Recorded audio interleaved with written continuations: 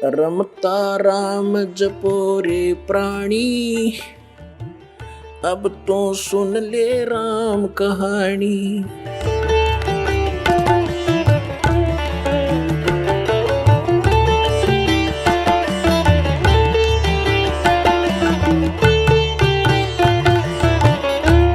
परमात्मा क्या याद दिलाते हैं कि जाटी पूजे पीपल पूजे और सिर तुलसा के हो और दूध पूत में खैर राखिए, न्यो पूजू हो तो जांडी पूजे और पीपल में पानी चढ़ावे और फिर तुलसी माता ने पूजे। और उनको किस लिए पूज रही हूं कि मेरे दूध पूत में खैर राखिए।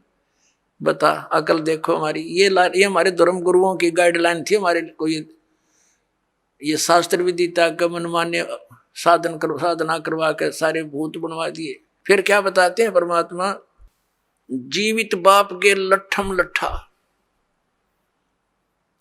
और मुए गंग पुचैया, और जब आवे आसुज का महीना और वो कौवा बाप बनैया रे बोड़ी सी दुनिया।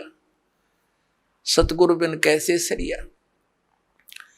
जैसे जीवित बाप के साथ तो खेचा तानी रखे नकम्मी आत्मा है, और मरने के बाद फिर उसकी गति के लिए चलेंगे कहाँ से। देखो पुण्यात्माओं, ये हमारे धर्म गुरु कहाँ से गति कराने लगते हैं मृत्यु के उपरांत। पहले तो यूं कहेंगे कि अस्थि उठाओ और गंगा में प्रवाह कराओ, इसकी गति हो जाएगी। अच्छा क्या करते हैं, एक व्यक्ति नाम ना ले हुआ था, उसकी पत्नी ने नाम ले रखा था।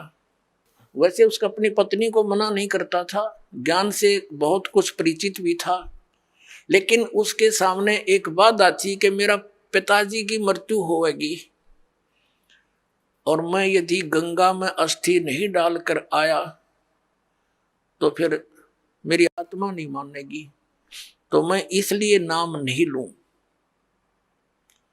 एक दिन वो बता रही थी उसकी पत्नी कि मेरे तायसरे की मृत्यु होगी, यानी उसके ताऊ की, और वो लेकर गए उसकी अस्थियों को गंगा घाट पे। वहां बैठे वो पांडे, और वहां इन्होंने अपने अक्षेत्र बांट रखे हैं कि ये मेरे क्षेत्र का, ये मेरे क्षेत्र का। जाते ही पूछ लेते कहाँ से आए जी, वो बता दिया जी ऐसे ऐसे सोनीपत से आए। अच्छा अच्छा आज तुम हमारे हो वो पकड़ ले गए। तो वहां जाकर उसने देखा, खोल कर पिछला सारा इतिहास बता देते हैं। तो क्या बोले वह नो, बोले यजमान इब कद बहुत जन्माए रे तेरा गजब भयो। अब उन्हों कह रही थी कि वो बतावा था उसका पति कि मेरा माथा ठंडक्या कि दुश्मन तेनू बाट देखा हम रोज मरा। इन्हों कहा इब कद बहुत जन्माए गति करान। तो वो कहने लगा उसके बाद मेरा वहां से मन हट गया कि वो तो हमारी सारा दिन जो है ना ये कुशोण मनावे हैं। अपने आत्माओं गति करवा दी, किस गति करवा दी कि गंगा में अस्थि डलवा दी, होगी गति। फिर कहें 13वीं करो। 13वीं किस लिए कि गति कराने खातिर। अच्छा हुआ 13वीं भी कर दी। फिर कहें अब इसके सरहद निकालो। पहले प्रत्येक महीने किया करते, फिर छठे महीने और बड़ा व्यवस्था करते थे, और फिर 1 वर्ष के बाद वो कंप्लीशन होता था, उसका समापन करते थे। 1 साल में पूरे वर्ष लगे रहते थे गति कराने। और फिर क्या करते हैं परमात्मा कहते हैं, प्रेत सिला पैजा बिराजे पितरों पिंड भराई। फिर पिंड भरवा दो, पितरों की मुक्ति हो जाएगी। परमात्मा क्या कहते हैं, जीवित बाप के लट्ठम लट्ठा हर मुए गंग पुचैया, और जब आया आसुज का महीना कौवा बाप बनैया रे बोड़ी सी दुनिया। अब फिर आगे श्राद्ध के समय आसुज का महीना। तो जिस तिथि को कोई घर का सदस्य मृत्यु को प्राप्त होता है तो हमारे धर्म गुरु वो तिथि नोट कर लेते हैं। आसोज के महीने में अमावस्या से लेकर पूर्णमासी तक उस किसी भी तिथि को मृत्यु होती है तो उस दिन विशेष कार्यक्रम करते हैं, श्राद्ध निकालते हैं। और सबसे पहले क्या करते हैं, वो बना कर भोजन ऊपर रखते हैं छत पे, और उसी समय कौवे आकर खा जाते हैं। तो वो क्या कहते हैं हमारे धर्मगुरु, देखो भोग लग गए तेरे पिताजी, हो सकता कौआ बन रहे हो। अरे भले आदमियों, गति करान लागे थे, कौआ बना के छोड़ दिया। ये है इनके साधन। अब परमात्मा कहते हैं प्रेतसला पैजा विराजे पेत्रो पिंड भराई, और बहुत सरहद खान को आए काग बने कलमाई। आगे क्या बताते हैं, जय सतगुरु की संगत करते सकल कर्म कट जाई, अमरपुरी पर आसन होते जहां धूप ना छाई।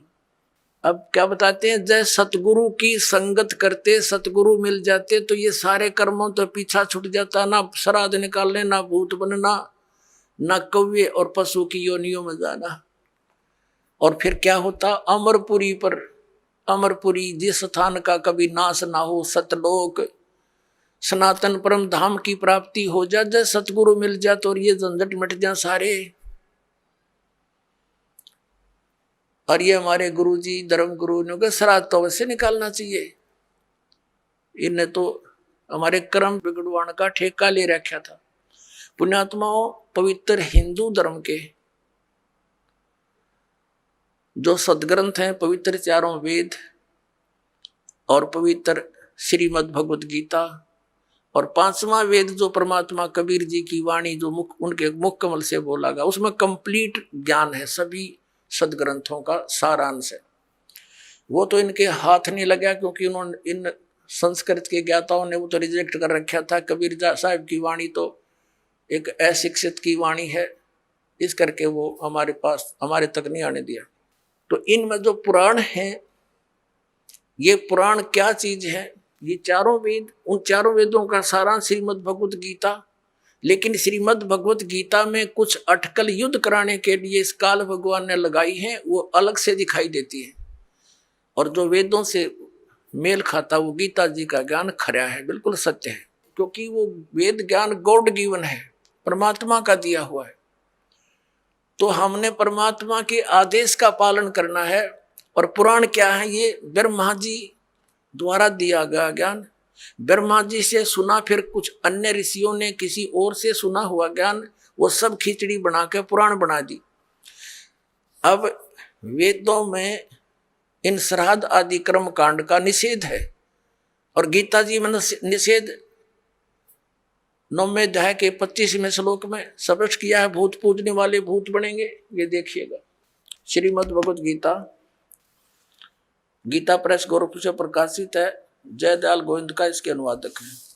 अध्याय नंबर 9 का ये है, अध्याय नंबर 9 श्रीमद् भगवत गीता, श्लोक नंबर 25। देवताओं को पूजने वाले देवताओं को प्राप्त होंगे, पितरों को पूजने वाले पितरों को प्राप्त होते हैं, और भूतों को पूजने वाले भूतों को